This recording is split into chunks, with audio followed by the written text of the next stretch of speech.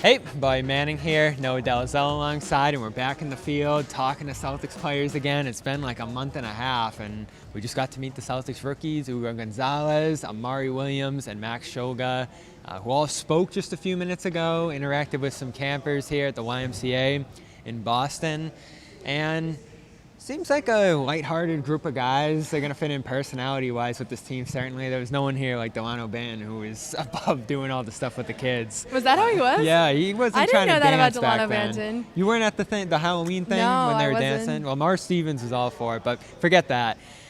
What do you think of these rookies?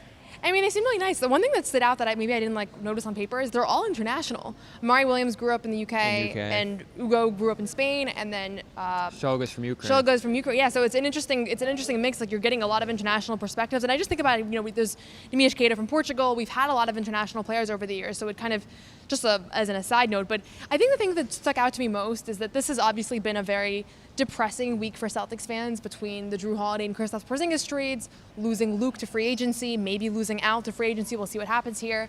And these events, when you're in the community with these young guys that are like their lifelong dream was just made true, they're really uplifting. So I think this was really needed, especially today, to just see like there's a future for this team. There's a lot of young talent. I don't know how many of these guys are going to really impact this team moving forward. Obviously, Hugo is at the top of the list as far as who could become a rotation player in the short term. But it's fun to have the rookies introduced, especially when you're saying goodbye to so many players that the franchise loves. It's a difficult week.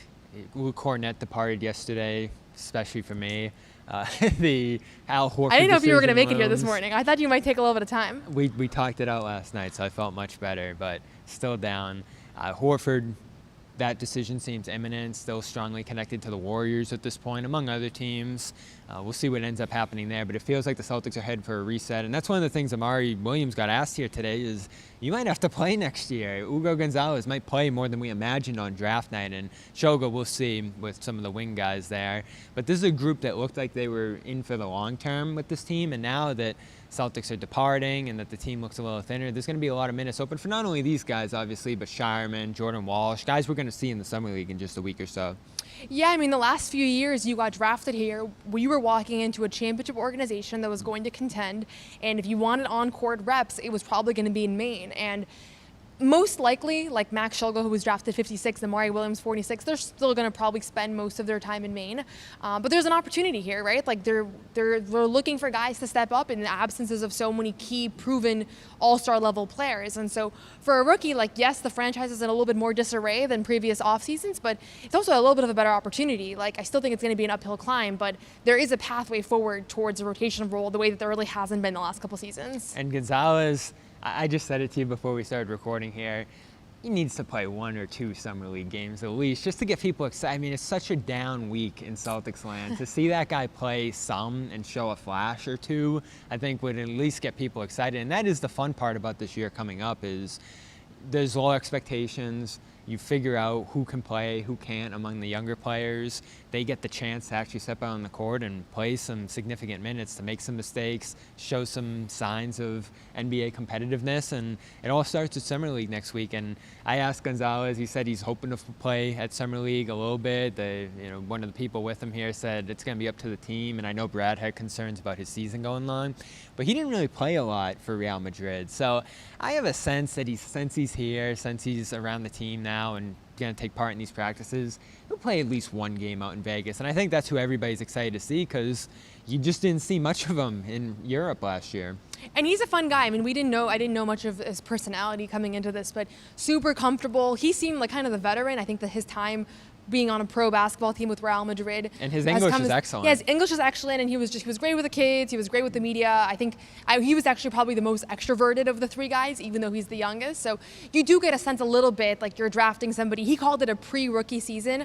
I think you get the sense that you're drafting somebody that has been around professional basketball, that's used to media, used to kind of representing a world-class organization. And he did not seem like a typical rookie just off of that. And I think that that's going to translate on the floor as well, that professionalism that Brad Stevens really touted very highly on draft nights. And I will say, he did say my Spanish was pretty good when I talked to him before we got out here. He was just being nice. He was just being nice. Is that like... He doesn't want to get negative Garden Report coverage.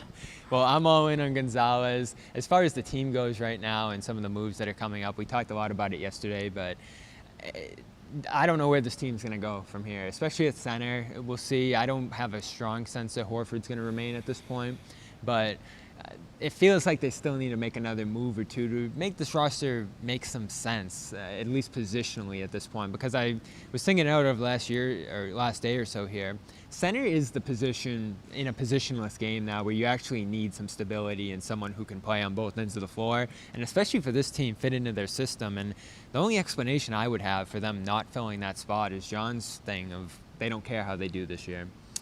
Yeah, I think you don't care, but you still want to have a functional roster. I mean, even these teams that go into the season tanking try to put together a semblance of something, and they obviously have very talented players at other positions. I do think this is a massive bet on Amari Williams and his development and his ability to kind of grow in that role, which is probably going to come as a little bit of a surprise to Celtics fans because he hasn't been a part of the rotation really last season. Didn't Amari say he's going to try to learn from Keita? What a role Keita's in now. He's the veteran. I mean, that's the thing, and that's one of the things you lose with Al Horford. You know, if he does not re-sign with his team, is not just the on-court stuff and the all the great things that we know he can do as a connector, as a space big, all that stuff, but like he's really the guy that takes these guys under their wing. Like we saw it with everybody over the last few years, not even just bigs. Like I've asked J.D. Davison and Jordan Walsh, like Al Horford's reaching out to them, so there is a little bit of a gap in leadership, and I am curious to see who's going to fill it from a mentorship standpoint. Obviously, we know Jaylen Brown's been really around the Boston community. Yeah, but a coach is different still. I think that you want to have players on your roster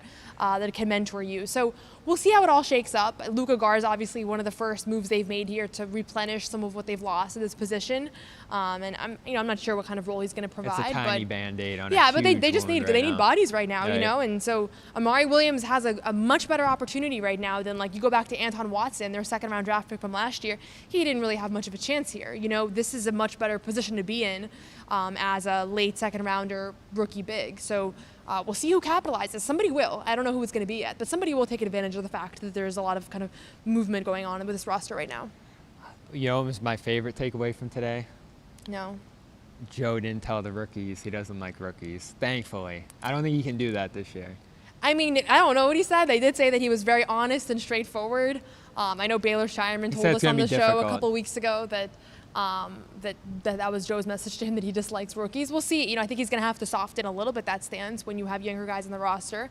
But I would imagine that if we were in on that meeting this morning, Joe sounded like Joe. That was the impression that I got from those guys retelling their first interactions. Well, you can go listen to all those first interviews with Max Shulga, Amari Williams, and first-round pick Hugo González, who does seem like he's going to play some amount of summer league here based on talking to him today. So you can go check those out on the CLNS Media YouTube channel. We had a ton of reaction to Luke Kornet departing last night live after free agency began. We will go live whenever Al Horford makes his decision, if he hasn't at this point.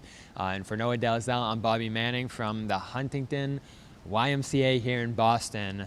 After meeting the Celtics rookies for the first time, subscribe, CLNS Media, Celtics All Access.